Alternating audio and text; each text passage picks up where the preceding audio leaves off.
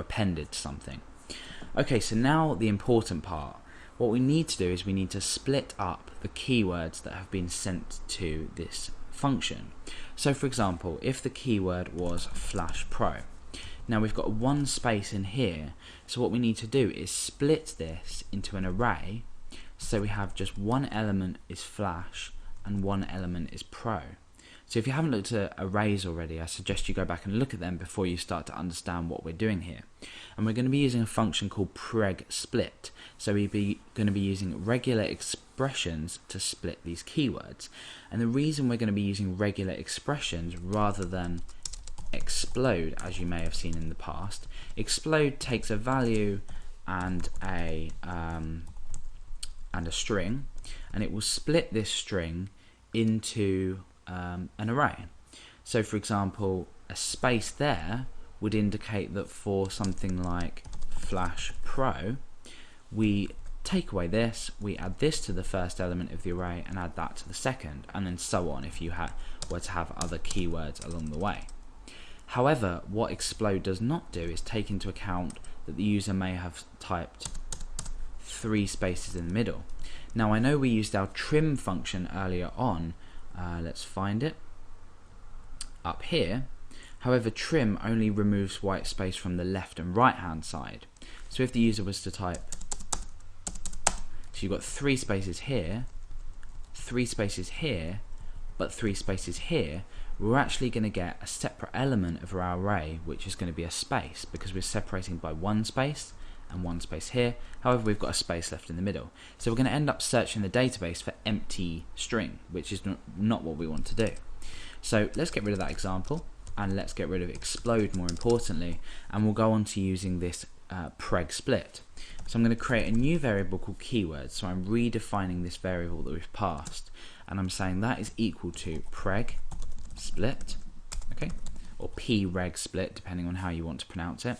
It takes again 2 variables. The first one is the expression or the regular expression that you want to split by, and then the second is the string. So the string in this case would be keywords. Okay, so inside here we need to define this. Now this might confuse you a bit, but I'll try and explain as best as possible. We start with a / and we end with a /. So everything inside here is going to be validated. We then need brackets, so everything in here is going to be taken into account. So we're going to do \s, and this essentially represents a space. Now this is fine as it is, however this is doing exactly the same as explode, and then a space there, and then keywords. So at the moment this essentially matches this, but what we need to do, and what we can't do with explode, is add a plus on here, and what that plus does is allows us to split by an unlimited amount of spaces. Okay, so what this has now done is it's taken an unlimited amount of spaces between each of these keywords and it's split it into an array.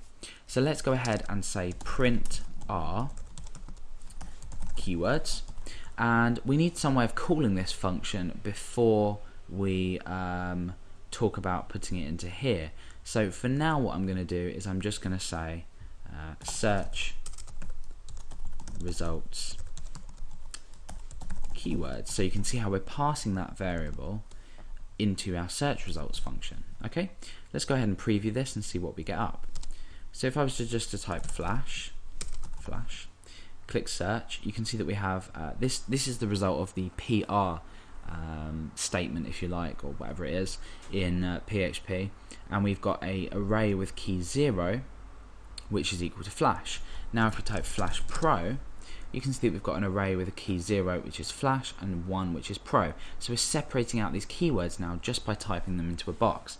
Now earlier if I mentioned if we do load of spaces and then pro, when we click that we still get this result back.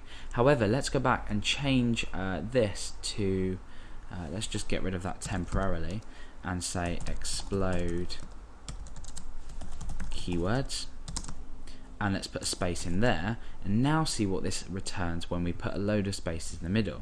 So Flash Pro, this has exactly the same effect. I've just literally changed this round to explode and it's done exactly the same thing. However, when we do Flash, load of spaces, and Pro, click search, look how many empty spaces we have added into this array. So that's a really, really useful to learn this preg split in terms of if you want to split by a space. Explode is useful for other things if you have a different structure to the string that you're inputting. If you know that you're not going to have a user typing in a large amount of spaces, that's fine. However, that hopefully should have demonstrated the difference between explode and split in this case. Okay, so now what we want to do is we want to work out how many keywords we have. So how can we work out from keywords how many keywords we have? So I'm going to create a new variable called total keywords, and that's going to equal something. Now we can use a function called count, which takes into which essentially returns the count of how many elements in the array there are. So we just essentially say count keywords. Remember, this is now an array because preg split has returned an array back to this variable, and now we're saying total keywords equals count keywords. So let's go ahead and echo out total keywords and see how this works. So let's type in flash, we'll return with 1. Type in flash pro, we'll return with 2.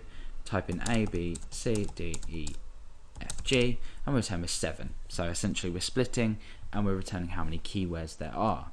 So you might not know why we're going to use this, just about now. You might be thinking, why do you need to know the amount of keywords? But we're going to use it a bit later on when we loop through each keyword and append it to our where string up here, which is then going to be the where clause in our database. Okay, so we now need to proceed with actually creating this where clause here. Because remember, when you have a SQL query, you might say something like select field from table where, and then something equals, and then an actual value. So the values with these apostrophes here are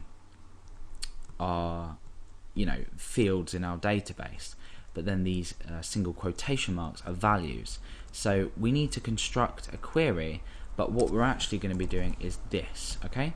So our where query is eventually going to look something like this. So where keywords like, and then value that keyword, okay? Not keywords, because we're looping through and splitting this keyword up, and keywords like, keyword. Okay, so what we're doing is we're taking into account each keyword. So if we were to type flash pro, our final query would look like this. Okay, but what we need to do is, because we know the total amount of keywords, we can say, well, we need one of these, then we need an and then we need one of these. That's 2 keywords to search for, keywords like flash and keywords like pro. Okay, so that's essentially why we count our total keywords. However, now we're going to move on to actually construct this part of our query.